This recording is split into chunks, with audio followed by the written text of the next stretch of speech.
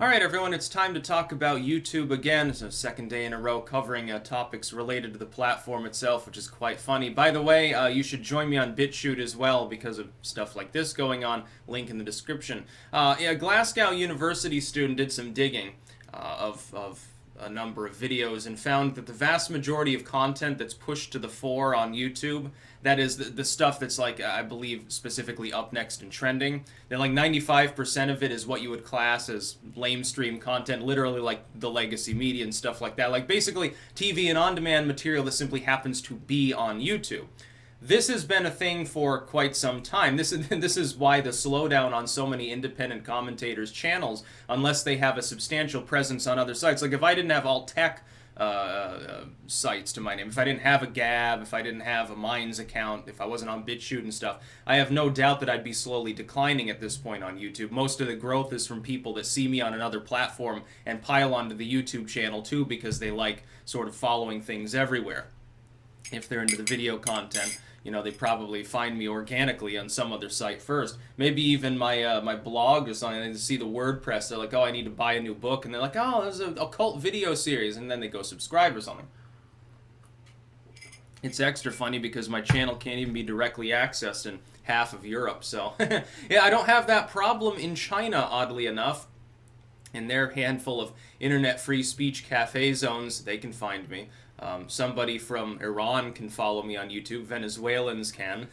So someone from Eritrea or something, but you know, somebody in France can't even technically subscribe to my channel unless they're using a VPN or they're connected through another nation. Somebody in Germany or the Czech Republic or Italy as well. And I believe a couple of others at this point. I know Israel blocks my channel. I wonder why. It's not because of my political beliefs. I honestly have no clue because it happened back as early as 2010. But anyway, this basically contradicts one of the major claims. The most important part of this story isn't really being talked about by anyone who's even aware of this because, you know, and by the way, the archive link might be broken at the moment. That's specifically just because archive.is has some issues at the moment. I don't know, I think they're performing continuous maintenance because they've been practically knocked offline by censorship too at times. They complained about that. They were under attack for a while. The most important part of this is that people like the Data Society and the Right Wing Watch Salon, these groups, they've been pushing the line in the minds of normie America especially, but elsewhere in the world too, that YouTube promulgates hate speech and extremism. Oh, YouTube disproportionately recommends far-right content and bullshit like that. That's actually completely not true. It's actually the total opposite. What they're trying to do is scrub the fact that people choose, more often than not, if they're confronted with a number of videos, some of it's independent commentary and some of it's like CNN or Fox, they're going to tend to prefer the independent commentary. And so you have a disproportionate growth rate, high levels of audience engagement compared to, you know, CNN or something. If you look at the subscriber total and then you look at the number of comments, the like to dislike ratio, the total number of views per upload and things like that, if you look at all of the analytical metrics, even after getting priority creators to the top of search lists, those sites still suffer from lower audience engagement. And so that's why you see a disproportionality with the disproportionate nature is that some random person who interacts with their fan base, like I'll actually go through and like some comments on my videos, I'll respond sometimes, I engage with other people, I can engage with you in a one-to-one conversation through a Twitter DM or something. CNN doesn't do that. And so that's the reason why. But as for their algorithm itself, especially with regards to their front page and up next trending sort of stuff, which is how you find a lot of new content potentially. I know a lot of people, especially mobile users, rely on that more than organic search or recommended videos at this point. That heavily tilts towards legacy media content as far as news. It heavily tilts towards lamestream, sort of basically just the neocons and neoliberals, like LibLabCon, you'd call it over in the UK or whatever.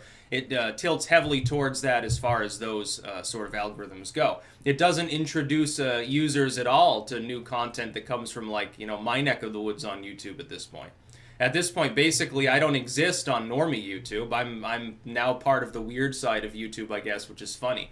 I guess the occult content tipped it over. It was that video I did on ancestor worship or something. You know, CNN decided that was wrong think because it's too tribalistic or something. It's a bit funny to talk about, but Yep, so now we know the truth. Now, it was funny because it directly contradicts what the Data Society report put out. Oh, here's these alt influencers, and they are always in your recommended videos no matter what you search, and your kid will watch Alex Jones, and this is problematic for some reason. And by the way, these people talk to each other, therefore they agree with each other. They're part of an overall coherent network rather than simply, they happen to be YouTubers and they fucking talk to each other. But the thing is, if you actually dig into the claims made by like the Data Society, Holt and his people at Right Wing Watch, if you actually look at the things being claimed, BuzzFeed's made reports on YouTube extremism, that sort of kicked it off. I think it was a BuzzFeed article back in 2016 that was sort of got the ball rolling on this witch hunt. If you look at the claims, they're all false, but you have to know a little bit about YouTube to know that. So unless you're already like a content creator or sort of politically tech literate, like on that side of the internet, you probably don't know. And if the latter, you probably don't really care if it's a lie because, you know, you're sort of competing with independent commentators too. And the sad truth is that people like me have to fight with one arm tied behind our backs against multi-billion-dollar corporations on platforms partnered with those corporations. It's a little bit lopsided, the fact that the independent commentary sort of community, the fact that the alt influencers or the alt whatever adjacent sort of crowd of people, that is people that haven't been bought off by a corporation at least yet, the fact that we're still growing and doing well despite all of the odds being completely stacked against us worldwide, more or less. It's literally like, you know, the fucking Rebel Alliance or something. It's been funny to me over the last couple of years to see people who represent sort of status quo neoliberalism adopt the mentality that somehow Hillary Clinton is Princess Leia and that they're fighting a resistance against an evil empire, when actually it's basically the independent commentary community of people who are like, I don't know, free speech warrior mode or something. A little bit of the weird side of YouTube, some independent commentary, alt tech sites, and stuff like that cobbled together loosely, sprinkled over the face of the earth. We're the ones actually fighting to maintain the internet's sort of free speech communication systems. Now, while every multi-billion-dollar corporation, most, you know, above-board major world governments and political groups, the legacy media, and a bunch of billionaires are the ones that are trying to stymie it.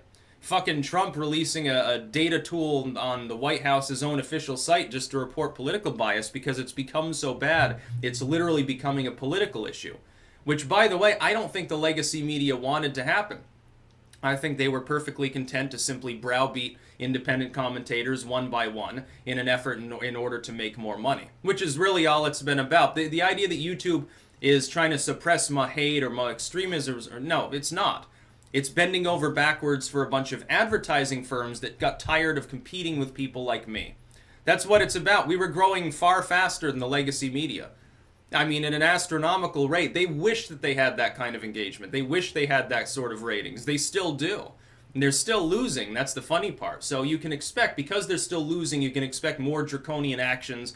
It's not just, 2 years ago they're like, hey, we're just worried that some people that are inciting violence on these sites and that are violent, despicable individuals are attempting to organize violence. We're going to go after these people. And so they identified 3 or 4 people. Then it was conspiracy theorists. Then it was the generally hateful. Now it's anyone who's outside of the ordinary. And that's all. It's mission creep, really, as far as it goes. That was always what they wanted to do.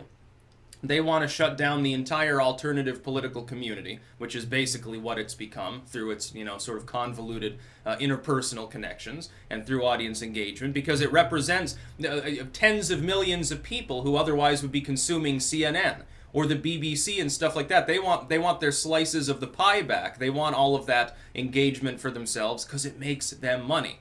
And for sites like YouTube or Facebook or whatever, it makes sense for them to sort of go along with it.